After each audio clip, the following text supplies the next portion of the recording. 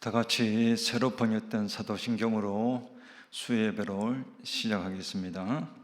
나는 전능하신 아버지 하나님 천지의 창조주를 믿습니다.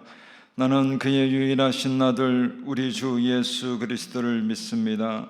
그는 성령으로 잉태되어 동정녀 마리에게서 나시고 본디오 빌라도에게 고난을 받아 십자가에 못 박혀 죽으시고 장사된 지 사흘 만에 죽은 자 가운데서 다시 살아나셨으며 하늘에 오르시어 전능하신 아버지 하나님 우편에 앉아 계시다가 거기로부터 살아있는 자와 죽은 자를 심판하러 오십니다.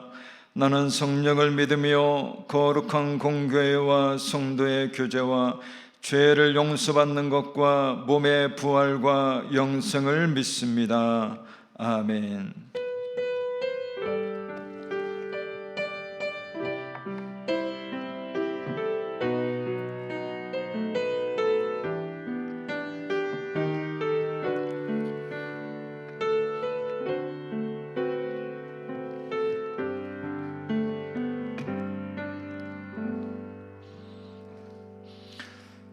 다 같이 찬송가 342장 찬양하시겠습니다.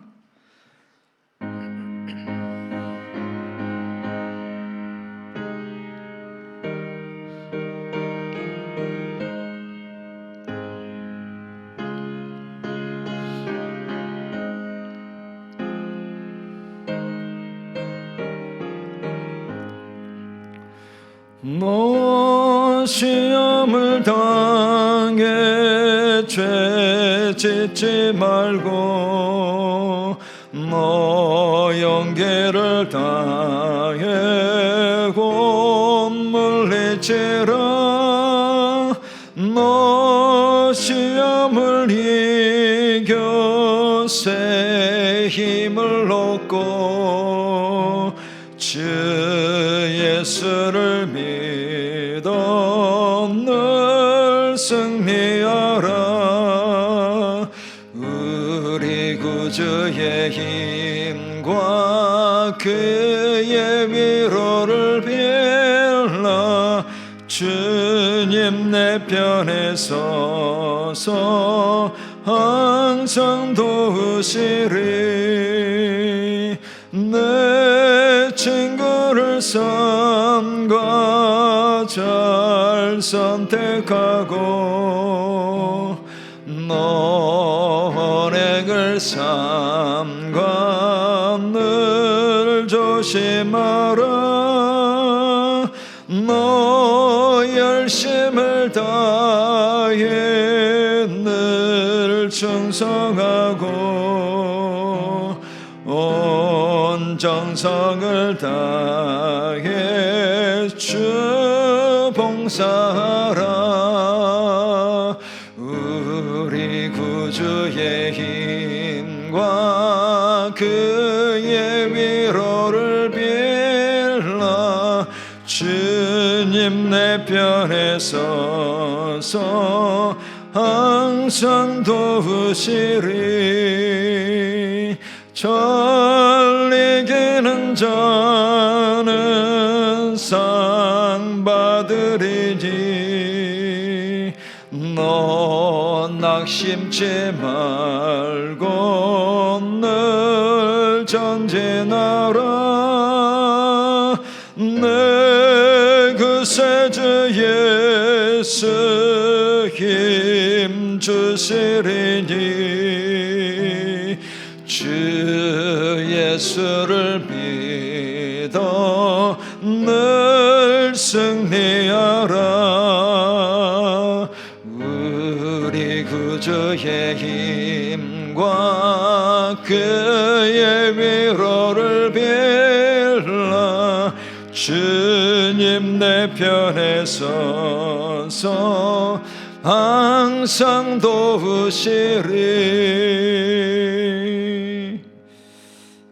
아멘. 오늘 우리에게 주시는 하나님의 말씀은 누가복음 22장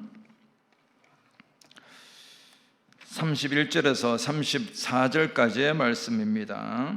신약 135쪽 누가복음 22장 31절에서 34절까지의 말씀을 제가 봉독해 드리겠습니다. 시몬아 시몬아 보라, 사탄이 너희를 밀가부르듯 하려고 요구하였으나 그러나 내가 너를 위하여 내 믿음이 떨어지지 않기를 기도하였노니 너는 돌이킨 후에 내 형제를 굳게 하라. 그가 말하되 주여 내가 주와 함께 오게도 죽는 데에도 가기를 각오하였나이다. 이르시되 베드로야 내가 네게 말하노니 오늘 닭 울기 전에 네가 3번 나를 모른다고 부인하리라 하시니라. 아멘. 잠깐 기도드리겠습니다. 주님의 은혜를 감사합니다. 오늘도 예배의 자리로 모여입니다. 각자의 자리와 형편에서 믿음으로 주님 앞에 나아가는 모든 심령들 위해 주님의 충만한 은혜를 부어주옵시고 성령의 감동과 감화와 충만함을 허락하여 주옵소서. 이 시간 주님의 능력과 은혜와 축복이 함께하여 주심을 믿사옵고 우리 주 예수 그리스도의 이름으로 기도하옵나이다. 아멘. 성도가 이 땅에서 살아가는 삶의 목적은 성공하기 위해서입니다. 신앙생활도 마찬가지로 성공해야 합니다.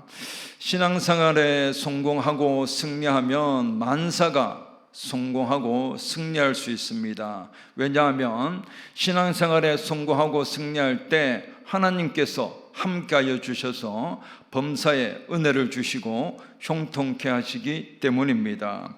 그러므로 성도가 살아가면서 실패했다면 실패한 원인을 알고 또한 성공했다면 성공한 원인을 아는 것은 중요합니다. 본문의 베드로는 다른 제자들은 다 버릴지라도 자신은 주를 버리지 않겠다고 호언장담했던 사람입니다. 그러나 예수님께서 무리에게 힘없이 잡혀가시자 그는 다른 제자들과 함께 나몰라라 주님을 버리고 도망을 갔고 나아가서 예수님을 3번이나 모른다가 부인하고 저주까지 했던 사람입니다. 그런데 후에는 이 베드로는 갈릴리 바닷가에서 예수님께 다시 사랑을 받았고 그리고 사명까지 받아 나아가서 초대교회의 핵심적 리더가 되어서 3,000명, 5,000명 회심시키는 위대한 사도로 쓰임받게 되는 것을 우리는 성경을 통해서 알게 됩니다. 그렇다면 본문의 베드로가 예수님을 버리고 도망을 가고 그리고 3번이나 모른다고 부인하고 저주하며 맹세까지 했던, 그래서 큰 깊은 절망에 빠지고 깊은 구덩이에 빠졌던 이 베드로가 어떻게 해서 그 위기에서 벗어나서 회복할 수 있었고 나아가서 초대교회 3,000명, 5,000명 회심시키는 큰 사도로 쓰임받게 될 수 있었을까요? 우리가 본문에서 알 수 있는 것은 바로 하나님의 말씀 때문이었습니다.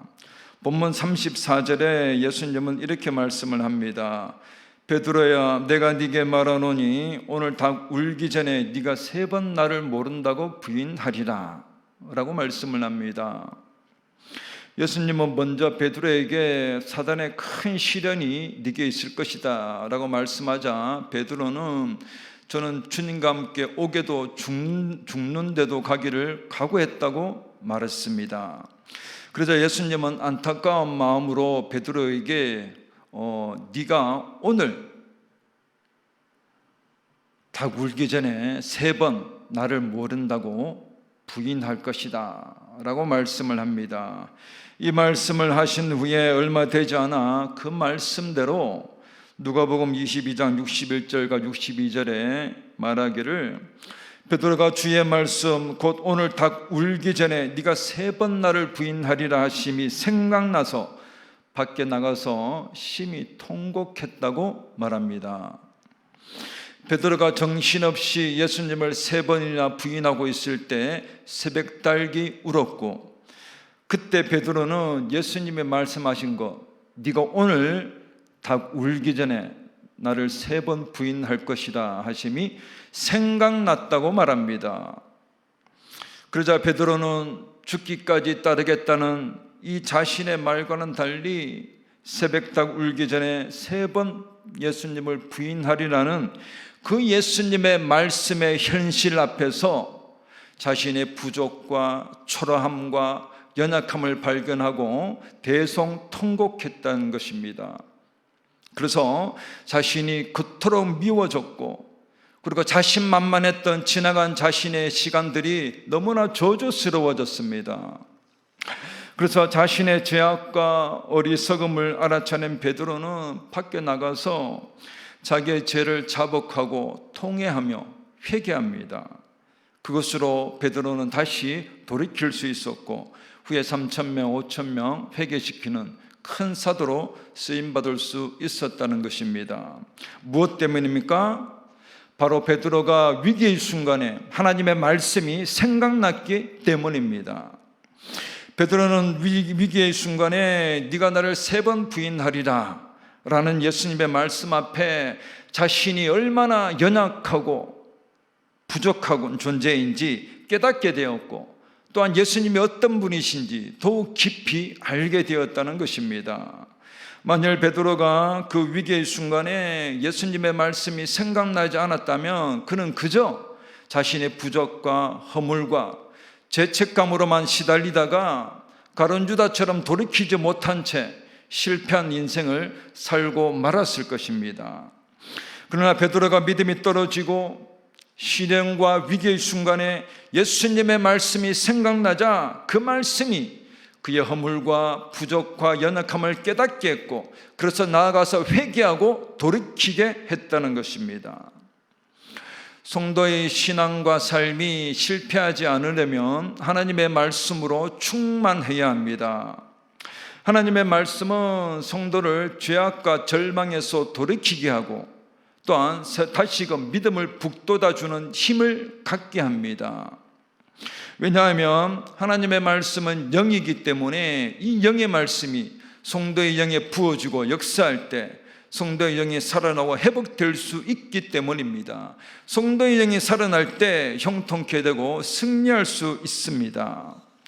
잠언 1장 33절에 말하기를 오직 나를 듣는 자는 평안히 살며 재앙의 두려움이 없이 안전하리라 라고 말을 합니다.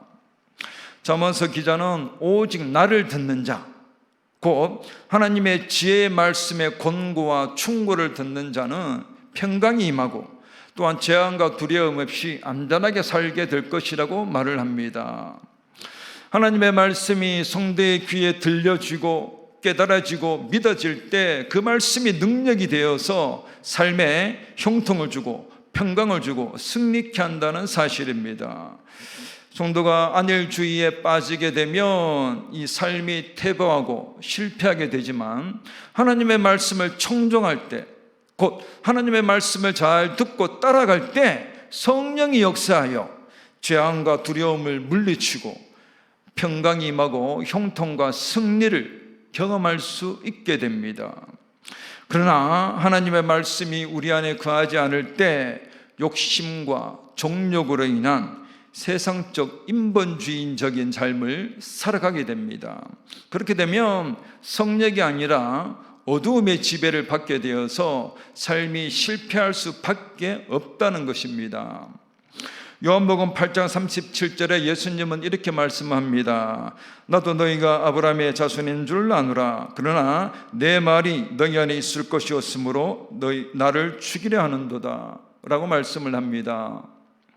예수님은 서기관 바리새인들에게 여러 가지 진리의 말씀으로 주님 자신을 나타내었지만, 그러나 이들은 도무지 인정하지 않고 받아들이지 않고 오히려 예수님을 신성모독죄로 죽이려고 합니다.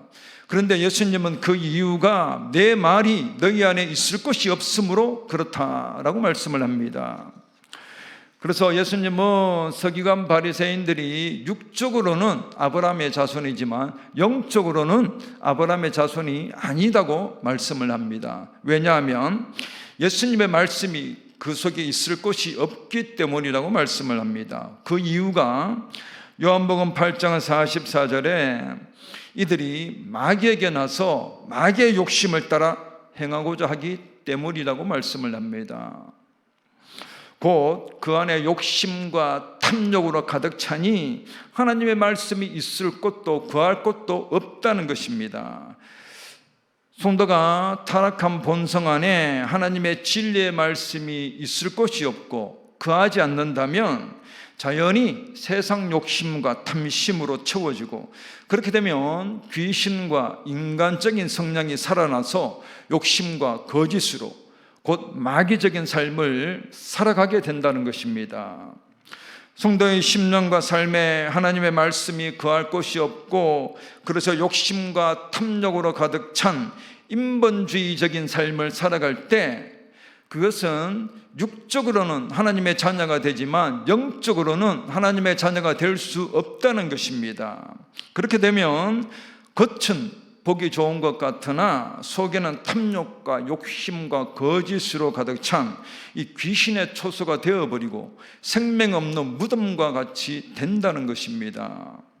그러므로 성도는 우리 안에 심령을 비우고 그 안에 하나님의 말씀을 읽고 깨닫고 순종하여 그 말씀을 채우고 나아가야 합니다. 그래서 성령께서 그 말씀을 능력으로 사용하실 때 죄악에서 돌이킬 수 있고 하나님의 영적 자녀가 되어서 바른 길로 갈 수 있다는 것입니다.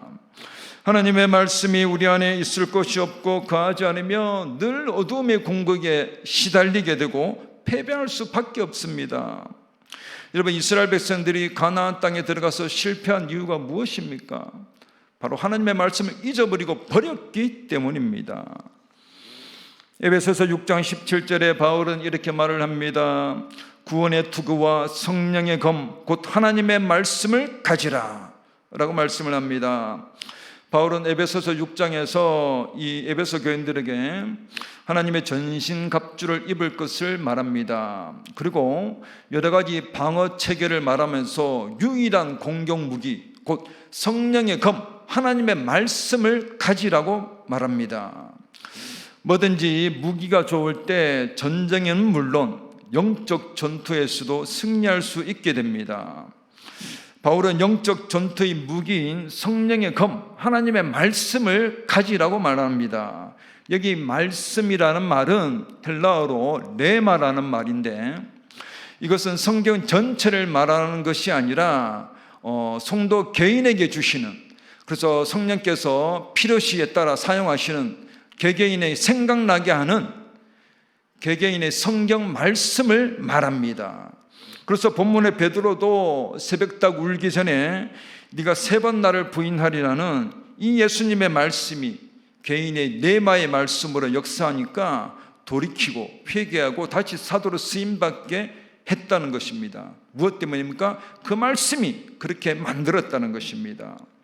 그래서 성도가 하나님의 말씀을 읽고 듣고 순종한 말씀을 우리 안에 믿음으로 채우고 나갈 때 성령께서 그 삶 가운데 때를 따라 돕는 레마의 말씀으로 역사하여 죄악에서 돌이키게 하고 또 하나님의 인도를 받는 능력 있고 승리하는 삶을 살아가게 한다는 사실입니다. 여러분, 우리가 잘 아는 남북 통일망이었던 다윗 왕이 죄악에서 다시 돌이켜서 끝까지 왕위를 이어갈 수 있었던 이유는 무엇 때문이었을까요? 사무엘하 12장에는 다윗 왕이 죄를 깨닫고 회개하고 돌이키는 내용이 나옵니다.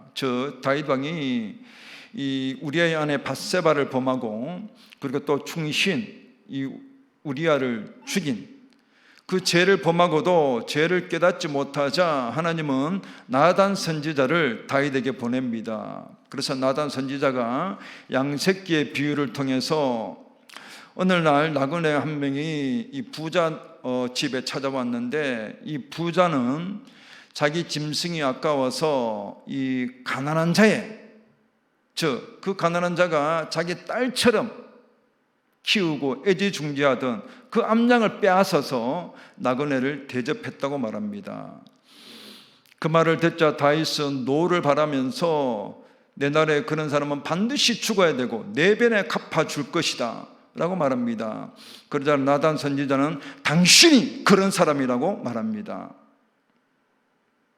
그러자 다윗은 그 지적 앞에서 죄를 깨닫게 되고 내가 여호와께 범죄하였노라 라고 회개를 합니다. 그날 후로 다윗은 침상이 눈물로 매일 적도록 눈물로 회개를 합니다. 그리고 다시 돌이킬 수 있었고 왕위를 끝까지 이어갈 수 있었다는 것입니다. 만일 다윗이 나단의 책망을 듣고 죄를 회개하지 않았다면 다윗은 하나님의 징계로 죽었거나 또는 왕위에서 내려와 폐인이 되고 말았을 것입니다. 저는 이 상황을 보면서 한 가지 의문이 들었습니다.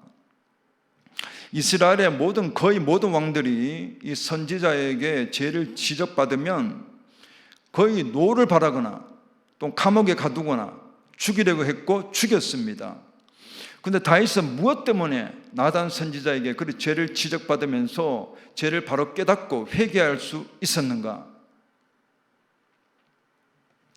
여러분, 우리가 잘 알다시피 다윗 왕은 시편 150편 가운데 3분의 2를 시편을 기록할 정도로 이 감수성이 풍부했고 하나님의 말씀으로 충만했던 사람입니다. 그래서 다윗은 하나님의 말씀을 정금보다 더 사모한다고, 그리고 천천 금은보다 더 좋다고 고백한 다윗이었습니다. 그래서 이 나단 선지자가 죄를 지적하니까 성령이 그때 다윗 속에 있던 말씀을 레마의 말씀으로 역사하여서 죄를 깨닫게 하고 잘못을 깨닫게 하고 돌이키게 하셨다는 것입니다.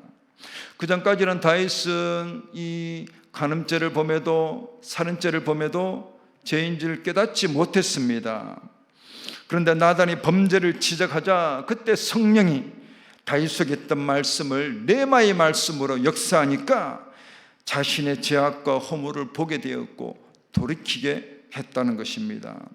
만일 다윗 안에 하나님의 말씀이 없고 빈집이 되었다면 이 나단의 지적 앞에 다윗도 인간적인 성향의 반응을 보여서 나단을 징계하거나 책망하거나 감옥에 가두거나 형벌을 주었을 것입니다. 그렇게 되면 다윗 왕도 자신의 죄 때문에 하나님께 징계를 받거나 죽을 수도 있었다는 것입니다. 그러나 다윗 속에 하나님을 사모함과 하나님의 말씀으로 충만하게 채워져 있으니 성령이 때를 따라 돕는 이 그 필요한 레마의 말씀으로 역사하셨고 그것으로 다윗은 죄를 깨닫고 돌이키고 회개함으로 다시 하나님의 사람으로 쓰임받을 수 있었다는 사실입니다.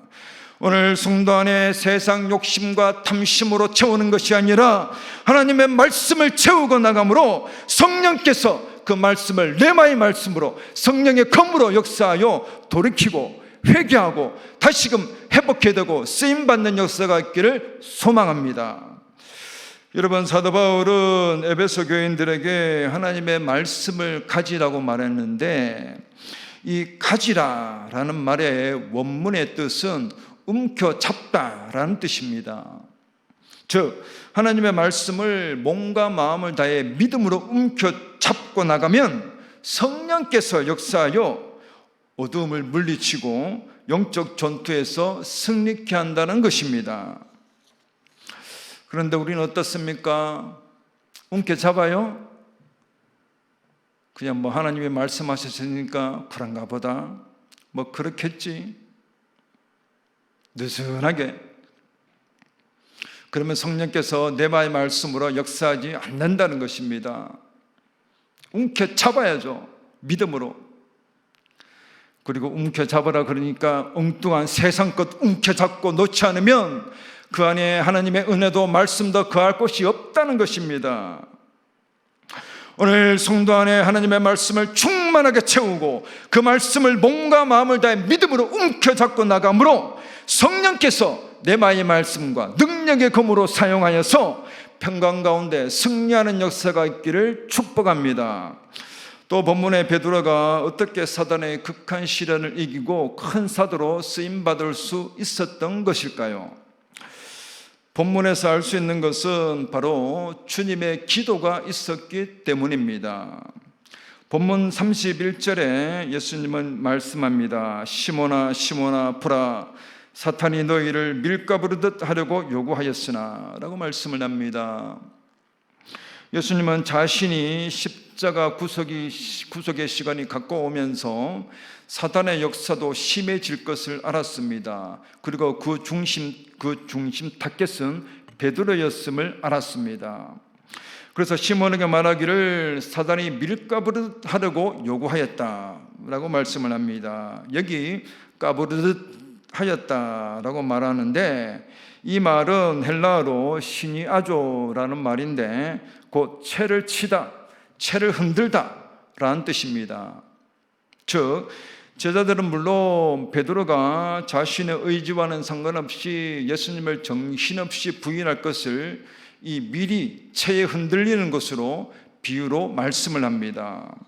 그리고 여기 요구하였다라는 말이 나오는데, 이 말은 헬라어로 엑세테사토라는 말인데, 이 말은 찾아가서 요구하다라는 뜻입니다. 즉 이것은 사단이 베드로를 실족케 하려고 강하게 역사할 것을 말씀합니다. 즉 베드로는 자신의 의지와는 상관없이 사단의 시련 앞에서 거기에서 헤어나오기가 매우 힘들 것을 말씀합니다. 공동체의 리더나 이 우두머리가 쓰러지면 그 공동체는 쉽게 무너질 수 있습니다. 예수님은 본문 32절에 베드로에게 너는 돌이킨 후에 내 형제를 굳게 하라 라고 말씀을 하시면서 베드로가 후에 다른 형제까지도 바로 세워주는 초대교회의 지도자 역할을 하게 될 것을 말씀을 합니다. 그래서 사단은 특히 공동체의 리더인 베드로를 집중적으로 공격하게 됩니다. 그러나 예수님은 이런 여러 가지 정황들을 미리 알고 본문 32절에 이렇게 말씀을 합니다. 그러나 내가 너를 위하여 내 믿음이 떨어지지 않기를 기도하였노니 라고 말씀을 합니다. 예수님은 베드로가 사단에게 극한 시련을 당하여 그의 믿음이 떨어지지 않기를 미리 기도했다고 말씀을 합니다. 여기 떨어지지 않기를 이라는 말이 나오는데, 여기 떨어진다는 말은 헬라어로 에클레이포라는 말인데 곧 실패하다, 낙제하다, 사라지다 라는 뜻입니다. 즉 이 단어가 사용되는 의미는 이 땅에서 생명이 끝날 때나 또는 햇빛이 사라지고 어두움이 임할 때, 그리고 물건이 사라질 때 사용되던 단어였습니다. 즉 이것은 베드로가 사단의 공격으로 인해서 사라지고 끝난다는 것입니다. 그래서 만일 예수님께서 베드로를 위해 간절한 중보 기도를 하지 않았다면 베드로는 사단의 밀가부르듯한 이 시련 앞에서 실패하고 낙제하여 그 삶이 가던 유다처럼 끝난다는 것입니다. 그러나 예수님은 이 사실을 알고 공동체의 핵심 리더였던 이 베드로를 위해 집중적으로 간절히 중보 기도를 했다는 것입니다. 그러나 이 예수님의 기도가 베드로의 위기 때 응답되어서 이 베드로는 큰 시련 가운데서도 돌이킬 수 있었고, 후에 3,000명, 5,000명 회개시키는 큰 사도로 쓰임받게 했다는 것입니다. 그래서 베드로가 비록 주님을 모른다고 3번 부인은 했으나 그가 가룟 유다처럼 자살하거나 삶이 끝나지 않고 돌이키게 된 것은 주님의 기도 덕분이었다는 것입니다. 오늘 우리 모두도 이 예수님의 기도와 중보가 없었다면 믿음이 떨어질 사람이 밑바닥에서, 그래서 끝날 사람들이 많이 있었을 것입니다. 그러나 성도는 이 예수님의 중보와 기도의 은혜를 힘입고 시련을 이기고 나가야 합니다. 로마서 8장 34절에 사도 바울은 이렇게 말을 합니다. 그는 하나님 우편에 계신 자요 우리를 위하여 강구하시는 자신이라 라고 말을 합니다. 예수님은 이제 부활 승천하셔서 이 하나님 보좌 우편에 계시면서 예수님이 성취한 구속 사건을 근거로 해서 택한 성도들을 위한 구원과 이 진리에 이르기를 기도하고 계신다는 것입니다. 또한 정죄받을 성도들을 위해 변론하고 중재하고 계신다는 것입니다. 그런데 여러분, 그러면 어떻게 하면 성도가 이 예수님의 기도와 중보의 은혜를 힘입어서 본문의 베드로처럼 실패를 이기고 좌절을 이겨서 다시 일어나서 하나님께 쓰임받는 인생으로 살아갈 수 있겠습니까? 바로 본문에서 알 수 있는 것은 주님의 은혜의 보좌 앞에 담대히 나가 기도하는 것입니다. 히브리서 4장 16절에는 이렇게 말을 합니다. 그러므로 우리는 긍휼하심을 받고 때를 따라 돕는 은혜를 얻기 위하여 은혜의 보좌 앞에 담대히 나갈 것이니라 라고 말을 합니다. 히브리서 기자는 그리스도께서 모든 죄악과 시련을 다 겪으시고 이기셨으므로 이제 성도가 언제나 주님의 은혜를 받을 수 있다고 말을 합니다.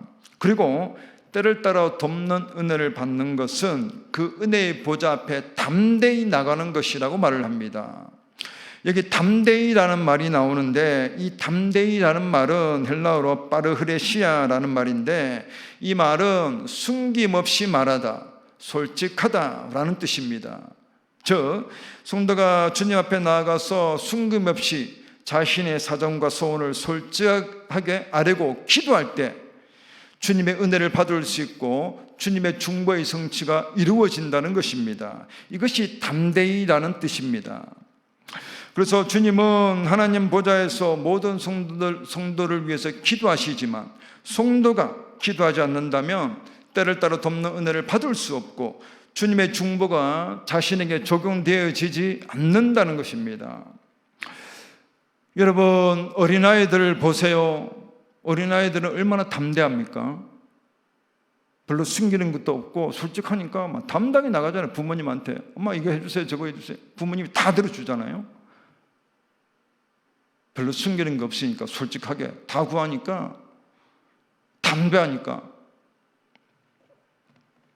저같이 제가 많은 사람은 좀 꺼름직하고 담대하지 못해서 좀 그렇지만 어린아이들은 순수하고 숨기는 거 없으니까 담당이 나갑니다. 여러분, 성도가 담당이 나갈 때 하나님은 들어주시잖아요. 솔직하게 숨기는 것이 없이. 여러분, 하나님께서 어떤 사람을 통해서 하나님의 소원과 계획을, 구원을 이루어 나가실까요?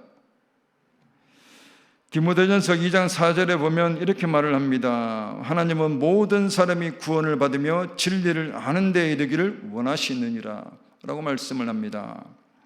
사도 바울은 하나님의 소망은 모든 사람이 구원을 받으며 또 진리에 이르기를 원하는 것이다 라고 말합니다.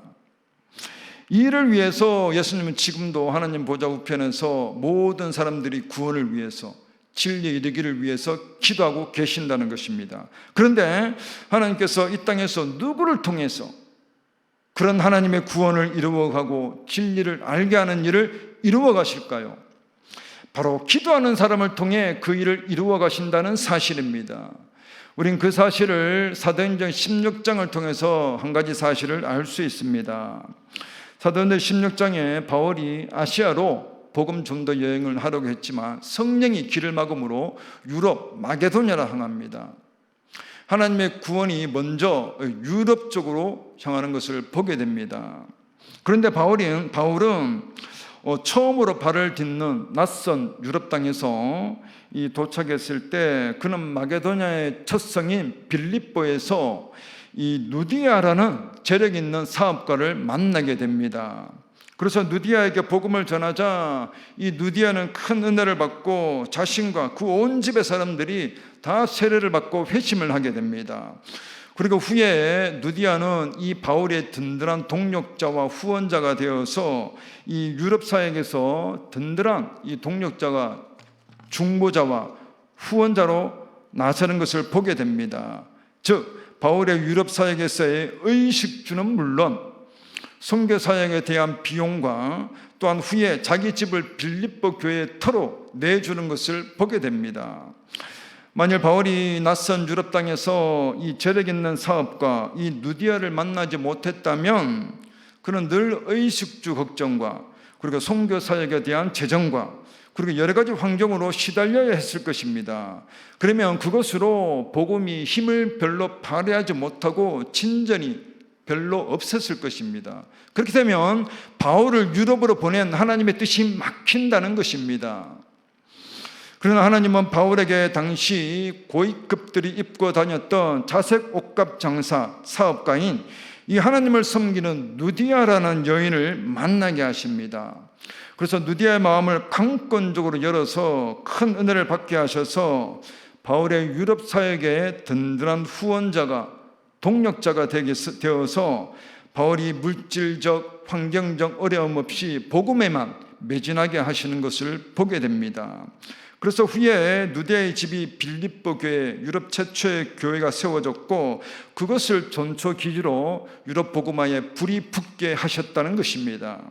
그런데 바울이 그 넓은 유럽 땅에서 재력가이고 또 하나님을 섬기고 있던, 그래서 후에 바울의 든든한 후원자요 동력자가 되어 주었던, 그래서 유럽 복음화에 힘을 실었던 이 누디아를 어떻게 해서 만나게 되어서 유럽에서 하나님의 소원과 계획을 이루어갈 수 있었겠습니까? 우린 바로 기도했기 때문입니다. 바로 그 사실을 사도행전 16장 13절에 그 사실을 알 수가 있습니다. 이렇게 말을 합니다. 안식일에 우리가 기도할 곳이 있을까 하여 문 밖 강가에 나가 거기 앉아서 모인 여자들에게 말하는데 라고 말을 합니다. 안식일에 우리가 기도할 곳이 있을까 하여 라고 말을 합니다. 바울이 유럽에 도착해서는 물론 안식일에 제일 먼저 한 것은 기도할 곳이 있을까 찾았고 기도했다는 것입니다. 즉 바울은 유럽이든 아시아이든 그런 가는 곳마다 먼저 기도할 곳을 찾았고 기도했다는 것입니다. 그래서 하나님은 바울에게 안식일에 기도하러 모인 여인들을 강가에서 만나게 하셨고 또 그 가운데 있던 누디아의 마음을 강권적으로 여시는 것을 보게 됩니다. 그래서 사도행전 16장 14절에 이렇게 말을 합니다. 두아드라시아에 있는 자색 옷감 장사로서 하나님을 섬기는 누디아라 하는 한 여자가 말을 듣고 있을 때 주께서 그 마음을 열어 바울의 말을 따르게 하신지라 라고 말을 합니다. 하나님은 강가에 있는 많은 여인들 중에 재력 있고 또 하나님을 공경하는 마음까지 고운 이 누디아를 선택하여 그 마음을 열어서 바울의 복음을 듣고 회심하여 따르게 하십니다. 그래서 누디아는 큰 은혜를 받고 내가 주를 믿는 사람인 줄 알거든 내 집에 유하라고 바울 일행을 강권적으로 섬깁니다. 그래서 이 누디아는 은혜를 알았고 섬김을 알았고 신앙의 의리를 알았던 사람입니다. 그래서 이 후에 누디아는 바울이 유럽 사역을 할 때는 물론 바울이 로마 감옥에 갇혔을 때나 어디에 있을 때나 늘 그 은혜를 잊지 않고 물심양면으로 섬기는 것을 보게 됩니다. 그래서 바울이 유럽 복음화에 불을 붙일 수 있었고 또한 많은 열매를 맺을 수 있었던 한 가지 중요한 사실은 이 누디아의 헌신적인 도움과 위로와 격려가 있었기 때문입니다. 그 이유가 무엇 때문입니까? 바로 바울이 가는 곳마다 기도할 것을 찾고 기도했기 때문입니다. 그래서 하나님께서 재력 있고 믿음과 마음까지 고운 누디아라는 든든한 동력자요 후원자를 바울에게 붙여 주셨기 때문입니다. 하나님은 기도하는 사람을 통해서 그 지역과 사회와 공동체를 향한 하나님의 소원과 계획을 이루어 가십니다. 그 방법은 동력하고 후원하고 열한 발자를 붙여주시는 것입니다. 바울이 아무리 능력이 있다고 해도 그에게 동력하고 후원하고 지지하는 사람들이 없었다면 바울은 많은 일들을 감당하지 못했을 것이고 또한 많은 열매를 맺지 못했을 것입니다. 그러나 하나님께서 바울이 기도할 때 동력하고 후원하고 지지하는 사람들을 붙여주셨고 그래서 하나님은 그런 사람들을 통해 하나님의 소원인 하나님의 나라를 더욱 확장시켜 가시고 복음의 힘을 갖게 하셨다는 것입니다. 여러분, 성도가 하나님의 소원과 계획을 이루어가는데 하나님께서 축복과 상을 주시지 않을까요? 성도는 이 하나님의 소원과 계획을 위해서 기도자로, 후원자로, 동력자로 쓰임받을 수 있어야 합니다. 하나님은 지금도 사회와 공동체와 그 나라를 향한 하나님의 소원과 계획을 이루어 가시기를 원하고 계십니다. 그것은 기도하는 사람을 통해 이루어 가신다는 사실입니다. 오늘 성도가 바울처럼 어디에 있든지 무엇을 하든지 자신이 가는 곳마다 기도할 것을 찾고 하나님께 기도하며 나갈 때 하나님의 소원인 이 구원을 이루어가고 나아가서 완성시켜 갈 수 있습니다. 또한 하나님의 허락하신 귀한 만남의 역사를 통해서 동력하고 후원하고 연합하는 사람들을 통해서 이 땅에서 하나님의 더 큰 일들을 감당하고 더 많은 일들을 감당하여 나가므로 이 땅에서 성공하고 승리자로 살아가는 은혜가 우리 모두에게 있기를 주님의 이름으로 축복합니다. 우리 찬송가 364장 부르고 잠깐 기도하겠습니다. 우리 찬송가 364장입니다.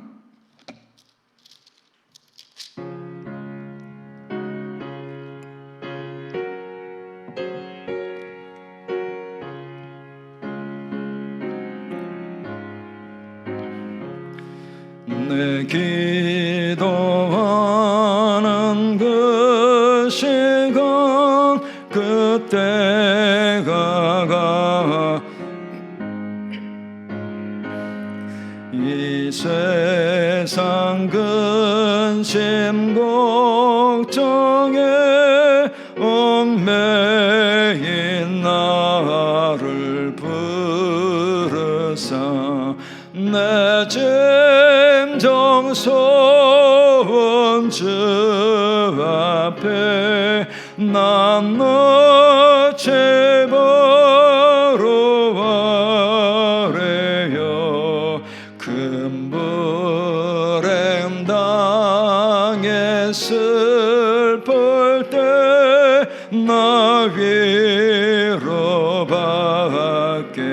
하시네 내 기도하는 그 시간 내게는 가장 귀하다 저 광야 같은 세상에 끝없이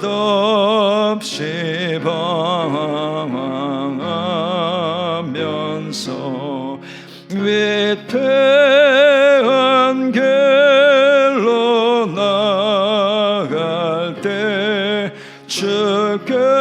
주께서 나를 이끌어 그 보좌 앞에 나가 그는 내 받게 하시네 내 기도하는 그 시간 그때가 가장 즐겁다 이때껏 지은 금죄로 내 마음 심히 아파도 참 마음으로 뉘우쳐 다순 겜없이 아뢰며 주 나를 위해 복 주사 새일 내부어 주시되 내 기도하는 그 시간 그때가 가장 즐겁다 주 세상에서 일제게 조용한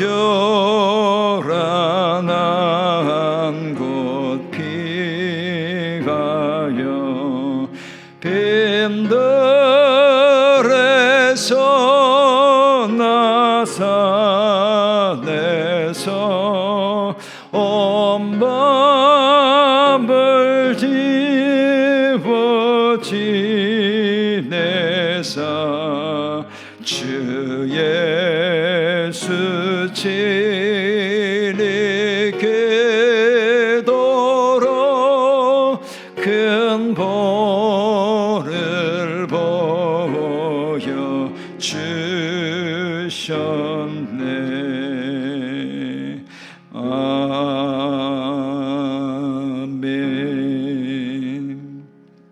기도하겠습니다. 주님의 은혜를 감사드립니다. 주님, 이 땅에는 많은 문제와 시련과 사단의 공격이 있음을 압니다. 그것으로 성도의 삶이 실패하고 영적으로 떨어질 수 있음을 또한 압니다.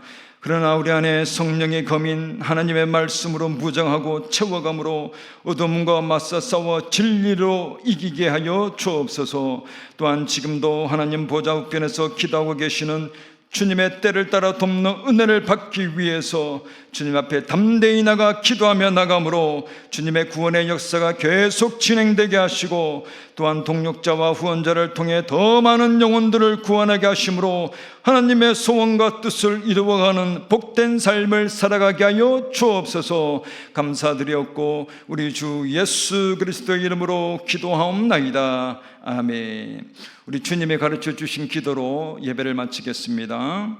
하늘에 계신 우리 아버지여, 이름이 거룩히 여김을 받으시오며 나라가 임하시오며 뜻이 하늘에서 이루어진 것 같이 땅에서도 이루어지이다. 오늘날 우리에게 일용할 양식을 주옵시고 우리가 우리에게 죄 지은 자를 사하여 준 것 같이 우리 죄를 사하여 주옵시고 우리를 시험에 들게 하지 마옵시고 다만 악에서 구하옵소서. 대개 나라와 근세와 영광이 아버지께 영원히 있사옵나이다. 아멘.